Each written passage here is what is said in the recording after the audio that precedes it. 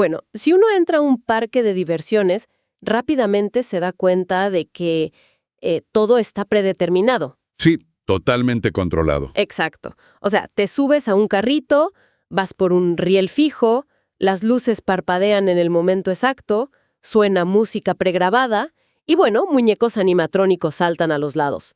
Al final simplemente te bajas habiendo consumido una experiencia empacada al vacío. Es como el recorrido pasivo por excelencia, ¿no?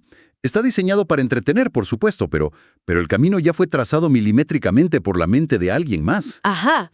No hay desvío posible, no hay riesgo y, francamente, no hay un descubrimiento real por parte de quien viaja en ese carrito. Pero pensemos ahora en lo que pasa al entrar a un bosque salvaje. Ahí no hay rieles. Hay ramas caídas, barro, piedras sueltas, el sonido impredecible del viento. Es un entorno vivo. Claro, quien camina por ahí tiene que decidir activamente dónde pisar, cómo cruzar un charco o, no sé, agacharse para sentir qué textura tiene el musgo bajo sus dedos. La experiencia la construye quien la vive. Y esa es la diferencia abismal, digamos, entre consumir un espectáculo prefabricado y construir un conocimiento propio. El nivel de involucramiento cognitivo, sensorial y hasta emocional cambia por completo cuando el cerebro tiene que mapear el territorio por sí mismo. Así es. Y esa metáfora nos lleva exactamente al centro de nuestra exploración de hoy. Ok, vamos a desempacar esto. Porque cuando hablamos de la educación en la primera infancia, la sociedad a menudo cree que está ofreciendo un bosque inmenso y estimulante. Cuando la realidad suele ser otra. Totalmente. Según las fuentes que estamos desempacando hoy, la realidad es que muchas veces solo estamos construyendo pequeños y, la verdad, muy rígidos parques de diversiones para los niños. Sí, es fuerte la imagen. El material base de nuestro análisis de hoy es un recorrido profundo por el diseño de experiencias de aprendizaje significativo en la educación inicial. Y, a ver, la misión aquí es clara. Queremos descubrir la frontera entre simplemente mantener a los niños entretenidos o, peor aún, domesticados y crear verdaderas vivencias que transformen su cerebro. Y vale la pena establecer desde el principio que este material, aunque fue creado para quienes están en las trincheras de la primera infancia, o sea, parvularios, psicólogos, terapeutas. Claro, los profesionales del día a día. Exacto. Aunque está dirigido a ellos, contiene revelaciones fundamentales sobre cómo la mente humana asimila nueva información. Es decir, las mecánicas de aprendizaje que vamos a explorar hoy son oro puro para cualquiera que busque comprender cómo realmente absorbemos el mundo, a cualquier edad. De hecho, la premisa de las fuentes es bastante provocadora. Sostiene que gran parte de lo que solemos aplaudir como actividades educativas, entre comillas, para los más pequeños, son en realidad un mero activismo sin alma. Activismo sin alma, sí. O sea, son manualidades hermosas que quedan perfectas para subir una foto a redes sociales, pero que cognitivamente están completamente vacías. Lo cual da en el clavo de una sospecha que muchos educadores y neurocientíficos tienen desde hace tiempo. Se nos pide, digamos, abandonar esta visión de la educación como un simple acto de memorización o repetición mecánica. Ajá. La curiosidad innata de un ser humano. Pero claro, para poder diseñar algo que verdaderamente tenga impacto, primero tenemos que entender por qué el cerebro rechaza los métodos tradicionales. Si el cerebro no es, no sé, un disco duro al que simplemente le arrastramos archivos en carpetas ordenadas, ¿qué es? Las fuentes se apoyan muchísimo en la teoría cognitiva de David Ausubel para explicar esto, marcando una línea gigante entre el aprendizaje mecánico y el aprendizaje significativo. Es un contraste fascinante, la verdad. A ver, el aprendizaje mecánico es cuando repitas algo de memoria para un examen y, no sé, a los 3 días desaparece porque no tenía ningún anclaje. Sí, la clásica macheteada antes del examen. Tal cual. El aprendizaje significativo, en cambio, ocurre únicamente cuando un nuevo contenido se conecta de manera sustancial con lo que la persona ya sabe o ha experimentado.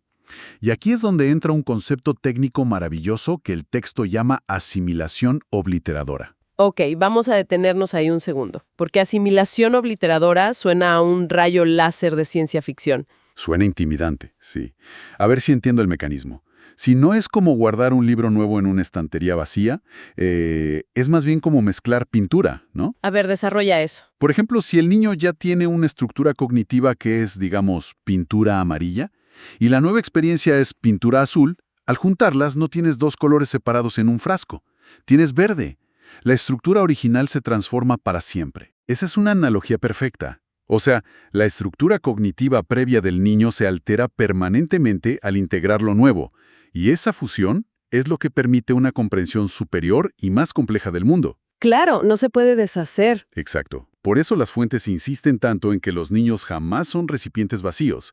Entran al aula como pequeños científicos sumamente activos, llenos de teorías propias sobre cómo funciona la gravedad, las relaciones o el lenguaje. Y para que esa mezcla de pintura ocurra, digamos, para que el azul encuentre al amarillo, el material habla de un puente, algo que llaman el organizador previo. Sí, el organizador previo es esa chispa que conecta el universo actual del niño con el nuevo concepto. Pero hay una trampa aquí. ¿Cuál? Si un educador intenta usar materiales importados de realidades ajenas, el puente simplemente se rompe. Imagina intentar enseñarle el concepto de frío a un grupo de niños que viven en un entorno tropical y árido usando, no sé, imágenes genéricas de copos de nieve. O esos muñecos de nieve con bufandas, ¿no? Exacto. Cosas que jamás han visto en su vida. Claro, es que no hay con qué conectarlo. En lugar de un puente cognitivo, solo estás generando ruido. Es información muerta. Totalmente. Lo que me hace pensar en otro concepto que siempre escuchamos, la famosa zona de desarrollo próximo de Vygotsky. Te confieso que yo siempre vi esto casi como una técnica deportiva. ¿Cómo así? Pues como una forma de medir qué tan rápido podemos empujar a un niño para que logre hacer lo que hace un niño de una edad mayor. O sea, como acelerarlo. Y fíjate, esa es una malinterpretación muy común en nuestra cultura de la hiperproductividad. Lo hermoso del material que analizamos hoy es que rechaza tajantemente esa visión competitiva o de aceleración. Ajá. Define la zona de desarrollo próximo no como una carrera, sino como un, cito textual, espacio poético de encuentro. Wow, me encanta esa frase. Espacio poético de encuentro. Pero ¿cómo se ve ese encuentro en la práctica real? Pues es el espacio donde el adulto, con mucha sutileza, presta su propia conciencia, su calma y sus herramientas para que el niño pueda llegar a una conclusión a la que, digamos, no llegaría solo. Entiendo. Pero ojo, esto solo funciona si se hace desde el respeto absoluto por el ritmo, la cultura y, muy importante, los miedos que el niño ya trae consigo. Eso del miedo me parece crucial, porque solemos pensar en el aprendizaje solo en términos de inteligencia o de poner atención, ¿verdad? Pero las fuentes profundizan muchísimo en la biología de la emoción, hablan de la mediación afectiva. Sí, un concepto vital. ¿Qué le pasa físicamente al cerebro de un niño cuando intentamos forzar el aprendizaje en un ambiente donde se siente asustado, juzgado o simplemente invisible? Biológicamente hablando, es imposible que haya aprendizaje complejo ahí. O sea, cuando un niño siente miedo o estrés, su cerebro libera cortisol y entra en modo de supervivencia. Se bloquea. Exactamente. La amígdala toma el control y básicamente bloquea el acceso a la corteza prefrontal, que es donde ocurre la curiosidad, el juego y la asimilación de nueva información. Toda la energía vital de ese niño se invierte en una sola tarea, que es sobrevivir emocionalmente a ese entorno. Es puro instinto de conservación. O sea, un cerebro asustado simplemente no tiene ancho de banda para aprender los colores o las vocales. Tal cual. Si el vínculo afectivo está roto o el ambiente es amenazante, las puertas del aprendizaje se cierran. El vínculo seguro no es un extra bonito en la educación. Es el requisito neurobiológico indispensable para que exista cualquier tipo de curiosidad. Y esto nos lleva de la teoría al fango de la realidad. Porque, bueno, es muy fácil estar de acuerdo con todo esto en el papel, pero en el día a día las cosas se complican. Claro, la práctica es otra historia. Para ilustrar cómo estas desconexiones ocurren incluso con las mejores intenciones, el material presenta un caso práctico que, sinceramente, es brutal. Es la historia de Mateo, un niño de 2 años y 8 meses. Podríamos llamar a este caso la tiranía de la esponja azul. Uf, sí. Es un ejemplo clínico que expone perfectamente cómo un diseño rígido puede destruir por completo el proceso de descubrimiento. A ver, la historia va así. Sandra, la educadora, decide que es el día de aprender el color azul. Suena inofensivo. Claro, una actividad típica. Sienta a los niños en sus sillitas frente a la mesa, pone música clásica de fondo y le reparte a cada uno una hoja de papel en blanco, un platito con témpera azul y un trocito de esponja. Ajá. Mateo, fascinado, ve ese charco de pintura brillante. Y en lugar de usar la esponja, mete toda la mano derecha en el plato, siente la textura viscosa y fría y la unta directamente sobre la mesa con una sonrisa inmensa, gruñendo de entusiasmo. Que, si lo piensas, para un cerebro de menos de 3 años, es la reacción más natural, brillante y rica en exploración sensorial que podría tener. Está experimentando la física de los fluidos. Totalmente. Pero Sandra entra en pánico por el desorden. Claro. Se acerca rápidamente a Mateo, lo corrige físicamente tomándole el brazo, le limpia la mano con brusquedad y le pone la esponja en los dedos. Y le exige que la pintura se agarre solo con la esponja y que vaya estrictamente dentro de los bordes del papel. ¡Qué lástima! El resultado es inmediato. Mateo empuja el plato, se cruza de brazos y se niega a participar el resto de la mañana. Y la estocada final está en el reporte que Sandra escribe al final del día. Ella nota en el expediente de Mateo. Se frustra fácil, no sigue consignas, tiene muy poca tolerancia. Y aquí es donde el análisis de nuestras fuentes es lapidario, porque Sandra, operando desde esta idea del parque de diversiones controlado que mencionabas, vulneró principios cognitivos básicos. Sí. Primero, anuló la actividad constructiva. Para Mateo, la investigación real era descubrir qué se siente tocar la materia, cómo se desliza, no decorar un papel con geometría perfecta. Al negarle esa exploración libre, lo eliminó como protagonista de su propio aprendizaje. Y también aplastó esa mediación afectiva de la que hablábamos. Al corregirlo tan físicamente y con esa urgencia de no ensuciar, pues desautorizó su entusiasmo por completo. Exacto. Le envió un mensaje implícito devastador. Le dijo, tu forma instintiva de conocer el mundo está mal. Cortó el vínculo de placer con el descubrimiento. ¡Qué fuerte! Pero el error más grave de Sandra, según la evaluación formativa que promueven estas fuentes, ocurre en esa nota final que escribe. El reporte. Sí, ella evalúa al sujeto. Patologizó a un niño de 2 años, diciendo que no tiene tolerancia, cuando lo que debió evaluar fue el inmenso fracaso de su propio diseño. La barrera no estaba en el cerebro de Mateo, estaba en la inflexibilidad de la actividad de Sandra. Ahora, quiero hacer de abogada del diablo por un segundo con un detalle de esta escena que me le llamó mucho la atención. El texto señala que poner música clásica de fondo, como hizo Sandra, es un error o un sesgo. ¿Por qué? Históricamente se nos ha vendido que Mozart hace a los niños más inteligentes o que los relaja. Es un punto que suele generar resistencia, pero es fascinante. Y aquí es importante aclarar que simplemente estamos reportando la postura del documento. Las fuentes, basándose en la pedagogía crítica de pensadores como Paulo Freire, plantean un argumento muy provocativo. Ok, a ver. Sugieren que asumir automáticamente que ciertos referentes culturales usualmente europeos, como la música clásica, son inherentemente superiores, más cultos o más calmantes para cualquier grupo de niños, es un acto de sesgo aspiracional. O sea, ¿quieres decir que ignora quiénes son realmente los niños en esa sala? Exactamente. El argumento del texto es que imponer un canon estético adulto y ajeno sobre el ambiente de los niños es adultocéntrico. Sandra llenó el espacio sonoro con su idea de lo que es educativo, en lugar de, por ejemplo, utilizar la sonoridad de la propia comunidad de Mateo. Claro, tiene sentido. O de manera aún más radical, las fuentes sugieren simplemente dejar espacio para el silencio y permitir que la poética sonora surja de los ruidos de los propios niños explorando y respirando en el espacio. ¡Qué interesante! Nos invita a cuestionar para quién decoramos el ambiente, para la foto que verá el adulto o para la identidad del niño. Me hace todo el sentido. Es diseño de escenografía versus diseño de experiencia real. Entonces, si la aproximación rígida y de silla y mesa de Sandra es un desastre, ¿cómo proponen las fuentes que arreglemos esto?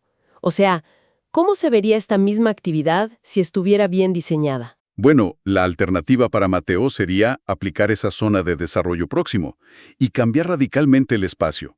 En lugar de confinarlo en una silla, el diseño propone crear una estación de exploración azul en el suelo. ¿En el suelo? Sí, extiendes un gran plástico, pones diferentes tonos de azul y ofreces múltiples herramientas. Esponjas, sí, pero también rodillos, pinceles y espacio libre para que usen las manos enteras si quieren o incluso los pies. Fíjate que solo cambiar la postura de la silla al suelo ya desmantela esa dinámica de poder tan vertical. Totalmente. Y el rol del adulto cambia. En lugar de dar instrucciones, el educador se sienta cerca. Si Mateo mete la mano entera en la pintura, el adulto espeja su acción. Mete la mano también. Mete la mano también, validando esa exploración como algo valioso. Y para llevar el aprendizaje un paso más allá, el adulto podría tomar un auto de juguete, pasarlo por la pintura y decir, ah, mira, el auto se metió al charco azul y dejó huellas. La intervención del educador sirve para expandir el juego simbólico, no para restringir o corregir el movimiento del niño. Aquí es donde realmente se pone interesantísimo todo.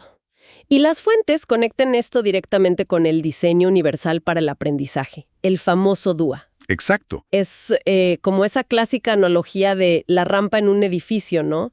O incluso mejor, es la diferencia entre construir un edificio y luego intentar pegarle una rampa para sillas de ruedas de manera improvisada y fea, frente a diseñar un edificio desde el día 1, donde la rampa es la entrada principal y más hermosa para todos.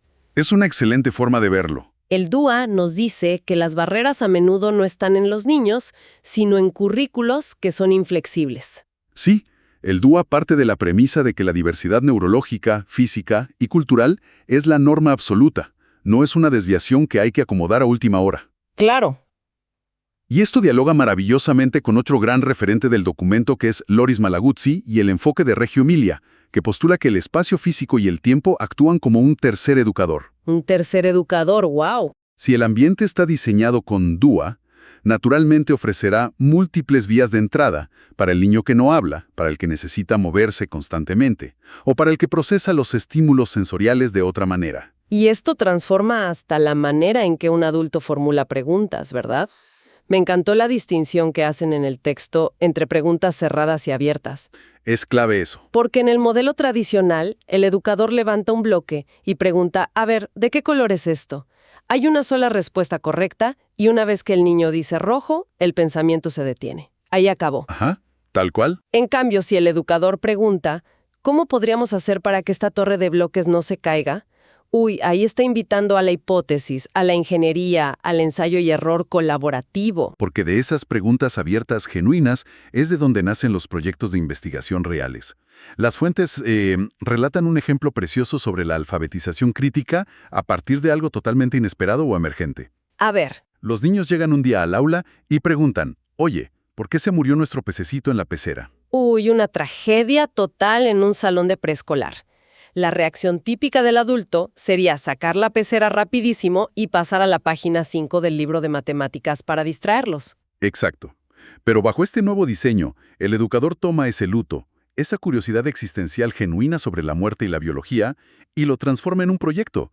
Quizás, no sé, escriben juntos una carta a las familias contando lo que pasó, o investigan en libros qué necesitan los peces para vivir. ¡Qué maravilla! El niño funciona para todos. Sí, tiene ejemplos muy concretos. Hablan de un niño de 4 años con desafíos graves de comunicación que no interactúa verbalmente, pero que logra construir y explicar todo su mundo interno a través de estructuras altísimas con bloques, simplemente si se le da el espacio. Y validando su lenguaje, claro. Exacto. O el rediseño total de un proyecto sobre el cuerpo humano para un niño con parálisis cerebral. Ese caso es fundamental. Porque la verdadera inclusión no es darle a ese niño con parálisis cerebral un, digamos, premio de consuelo. Ajá. Como acercarle un pedazo de tela y decirle, mira, toca esta textura, mientras los demás hacen algo súper complejo. La inclusión real exige repensar el proyecto entero desde la forma única en que ese niño en particular percibe y habita el mundo a través de su propio cuerpo. Lo cual requiere un nivel de destreza profesional, empatía y observación enorme por parte del educador.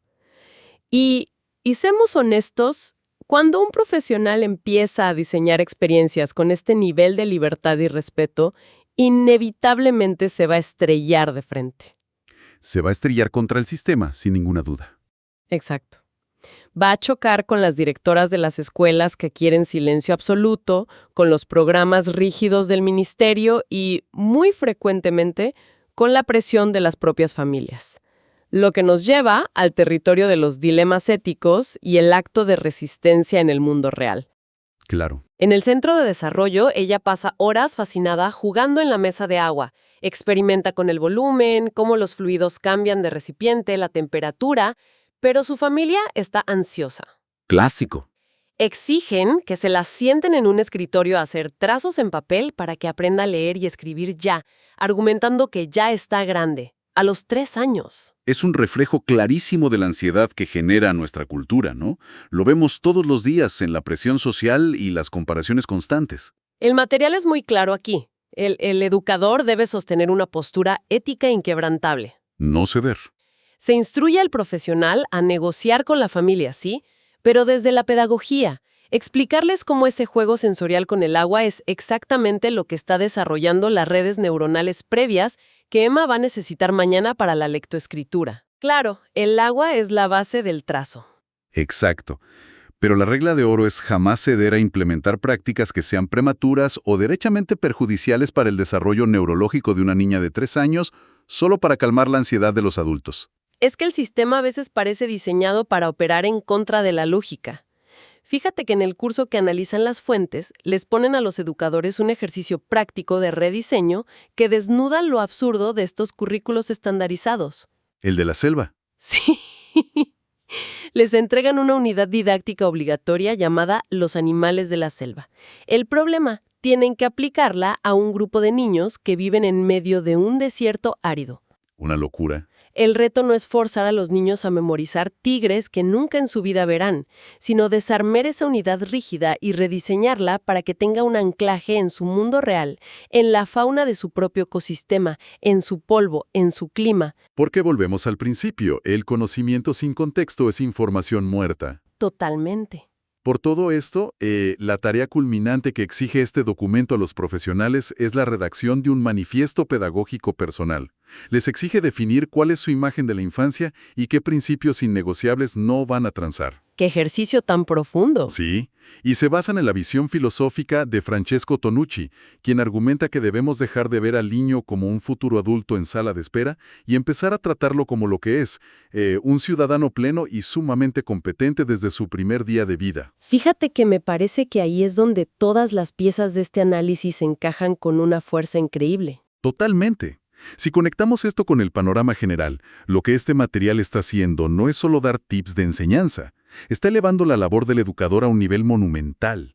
Deja clarísimo que la educación inicial no se trata de cuidar niños para que los padres trabajen, Ajá. ni de adiestrarlos para que memoricen colores y formas.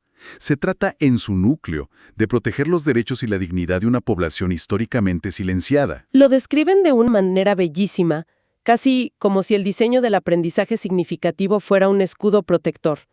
Lo llaman, y cito, un acto de amor político y un acto de resistencia. Me voló la cabeza como lo plantean. Es muy potente. Significa defender el tiempo lento y pausado de la infancia en una sociedad enferma de prisa.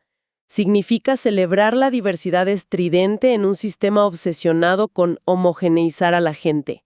Y sobre todo, educar para la vida en común en un mundo que desde la cuna te entrena para competir. Y creo que eso nos lleva a la gran pregunta de cierre de este análisis. Porque si asumimos que la forma en que educamos a nuestros niños en sus primeros años refleja los valores más profundos de nuestra sociedad, tenemos que preguntarnos qué estamos priorizando realmente. Entonces, ¿qué significa todo esto para quienes nos escuchan hoy? Sean padres, tíos, maestros o simplemente habitantes de esta sociedad. Este viaje por estas fuentes nos arroja un reto muy claro.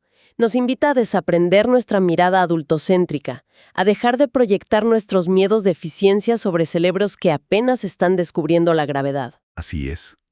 Y para dejar a nuestra audiencia con una reflexión final, piensen en esto la próxima vez que vean a un niño pequeño interactuando con su entorno. ¿Qué dice exactamente de nosotros como sociedad cuando, institucionalmente, preferimos la tranquilidad de ver a un niño pintar un círculo azul perfectamente obediente e impoluto en un trozo de papel? Ajá. por encima de presenciar la alegría caótica, desordenada y genuina de un ser humano descubriendo cómo funciona el mundo con sus propias manos manchadas. Es una pregunta incómoda, pero absolutamente necesaria. La invitación para quienes nos acompañaron en esta inmersión a fondo no es que vayan corriendo a leer manuales de pedagogía, sino que esta semana observen a los niños a su alrededor con otros ojos. No los vean como adultos en proceso o proyectos por terminar. Véanlos como los investigadores completos y fascinantes que ya son. Porque a veces, la lección más importante no está en enseñarles a no salirse de la línea, sino en tener la valentía de ensuciarnos las manos y entrar con ellos ese bosque salvaje.